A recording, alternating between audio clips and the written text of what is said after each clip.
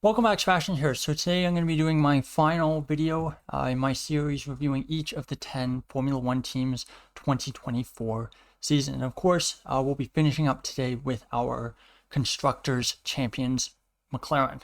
For McLaren, excellent season. I think this was a much better season than they could have really possibly have expected going into the 2024 season. Of course, 2023 was also a great season for them in the sense that 2023 they started absolutely awfully. They basically were the slowest team at some tracks in the early stages of 2023, had some upgrades that came around Spain, Canada time, and they were arguably the second best team for the rest of the year.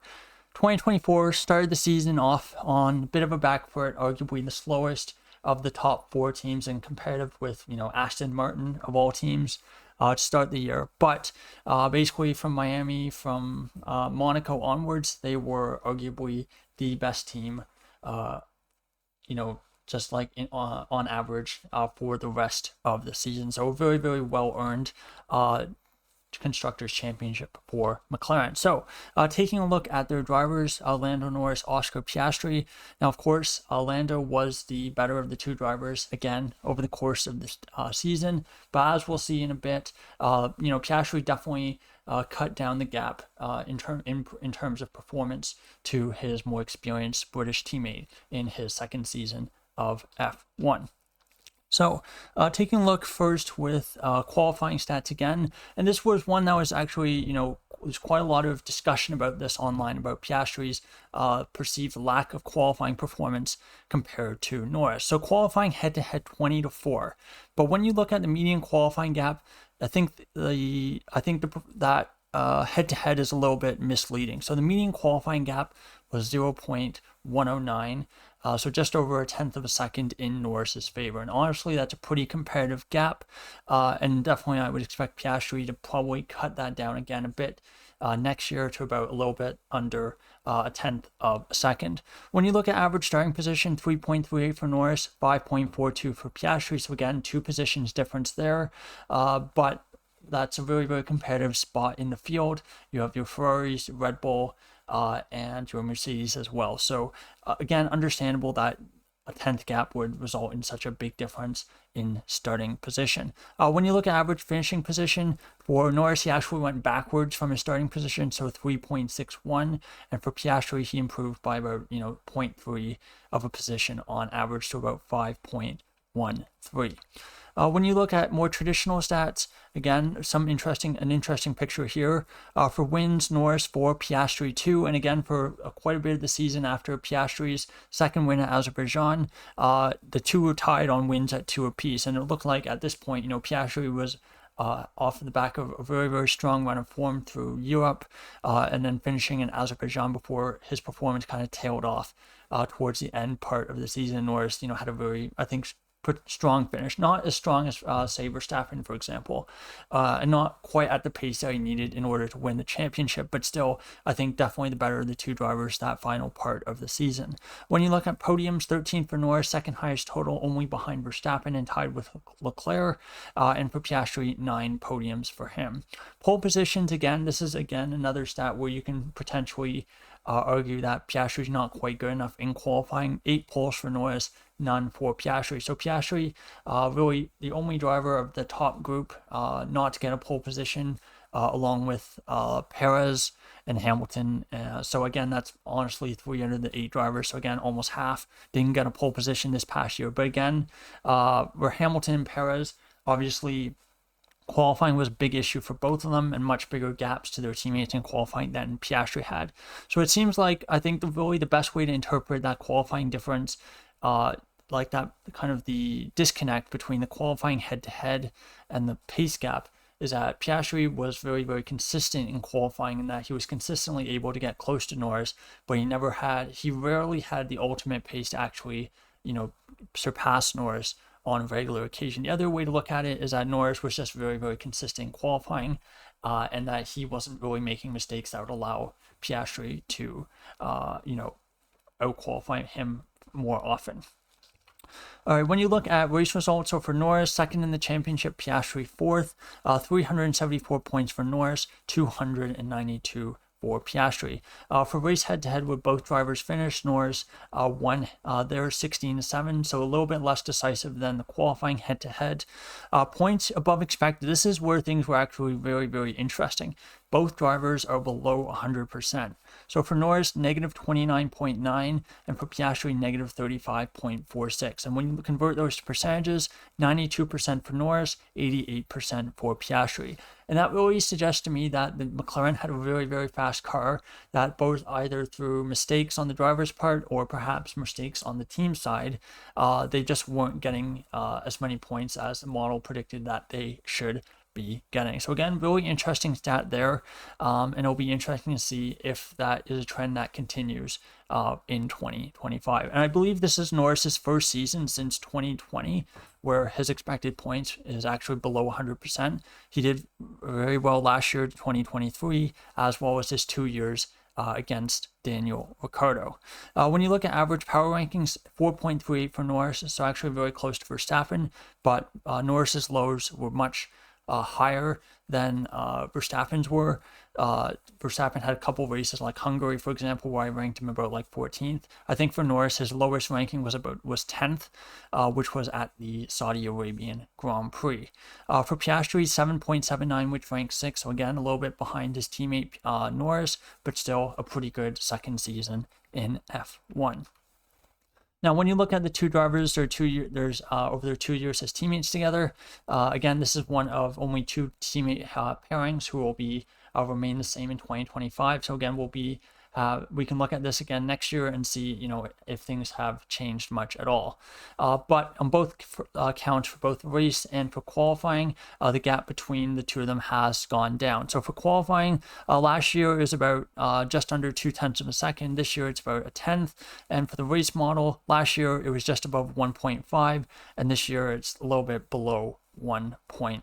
So again, suggests that the qualifying actually improved more than the race model, which is a little bit of a surprise. Normally, you would expect to see it the other way around, with qualifying performance generally not improving or you would expect the race performance to improve more than your qualifying performance. When you look at McLaren, the team, very, very good season. First in the Constructors' Championship, of course, with 666 points. Average pole gap, surprisingly high, 0.245. But again, I think it was a very, very competitive season at the front in qualifying, so that contributed to it as well. And then, of course, Red Bull also had that, 5-race run at the start of the season where they were very, very strong. But interesting to see that over the course of the season, Red Bull was still the better team when you look at average. And even when you take look at the median, which perhaps would remove some of the outliers one way or another, Red Bull are still on top there. When you look at average minimum finishing position, McLaren were first. They were first by quite a healthy margin over both Ferrari and Red Bull there. So really suggesting that McLaren's race pace was better than the qualifying pace, and that was something that really helped them to win that constructors title this year. Now, when you look at pole gap, very similar situation to last year. Started the season a bit slow. They were about half a second off pole for the first, 5 to 6 races. And then basically around Miami, Monaco, Imola, that's where things really improved. And basically for the rest of the season onwards, they were about 0.2 or so off pole. You can see they basically were very, very close to pole position around Canada time. Their absolute difference actually got worse, and it was about 0.4 of a second around Belgium, before then again improving for that final stretch of the season, where it was about 1/10 or so was their average pole gap for basically from that stretch from Singapore all the way to Brazil, before getting a little bit worse the last 3 races.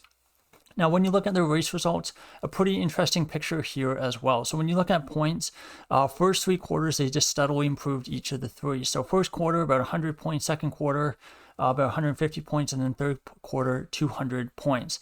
Before the final quarter, again, it dropped to about 150, and this is where Red Bull kind of got a bit more competitive. You also had races like Brazil, where neither driver got many points. Qatar, Norris got very few points, and Abu Dhabi, where again, Piastri got very few points. So again, that would have definitely hurt there. When you look at average finishing position, kind of a similar situation.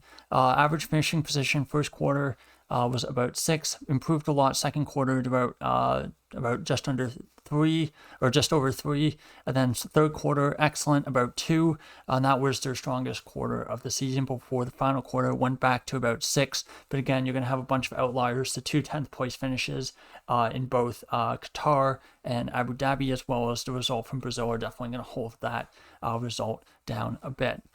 Now, when you look at McLaren the last 5 years, it's a really interesting picture. And again, I think it just shows how much progress they've made the last 3 years.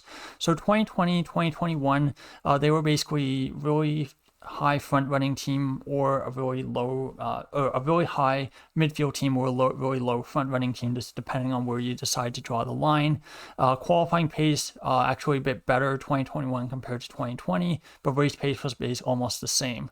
Then 2022 new regulations, they got a little bit worse in both, and that was kind of their worst point of this 5-year stretch. And again, 2022 they were about 4th to 5th best in the constructors, depending on how much of an effect you think Ricciardo's poor results had that year. But again, they basically went in 3 years, they went from upper midfield team to winning the Constructors' Championship, which is, a pretty crazy turnaround, despite especially given that there was no major rule change in the middle there. So you can see 2022, 2023, 2024, qualifying and race pace pretty closely linked.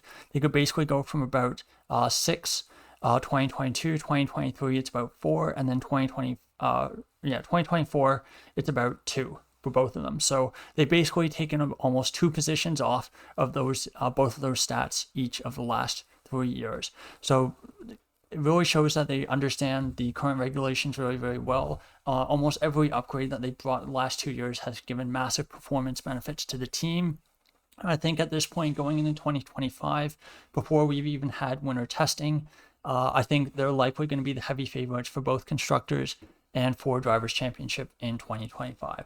Of course, we can revisit once testing happens and we have a little bit of a better picture as for the pecking order going into the season. But, if I had to bet, I don't bet, but if I were to, I would probably bet on one of the McLaren drivers, likely Norris, for that Drivers' Championship. And I think for constructors as well, they learned a lot of lessons. And like I said in my Christmas video a couple of days ago, I've really felt that the team needed to execute a little bit better on race day. So if both Norris and the strategy department, for example, can do that more consistently in 2025, I think they have a really good chance of defending their Constructors' Championship and one of their drivers winning the Drivers' Championship.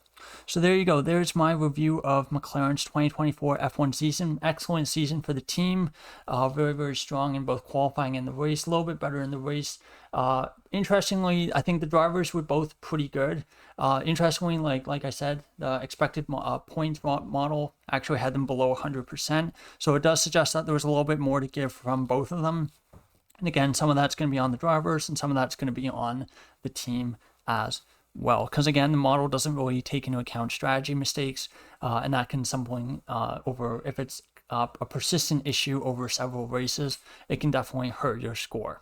So there you go. There's my review of McLaren's 2024 season. This is all for, I think this is likely going to be my last video of the year. So again, pretty happy with how things have gone this year. I obviously changed the format how I do videos about late October, so and that led to a pretty sizable increase in both viewership and just kind of the other advanced numbers on the YouTube side. So again, pretty happy about that. I'm glad that this is a format that works and it's something that I can do pretty sustainably. Something that I was worried about, and one of the reasons that I did use the whiteboard for such a long time was because I knew I was able to basically produce the videos I wanted to do, and I wasn't, investing so much time into one video that I couldn't talk about all the stuff that I want to. So that's something that was on my mind as well. So glad that this format works and it seems to work for more people than the old one. And again, that's something that if I can, I'd like to keep improving next year as well. So anyway, thank you so much for watching, and that's all for 2024. Goodbye.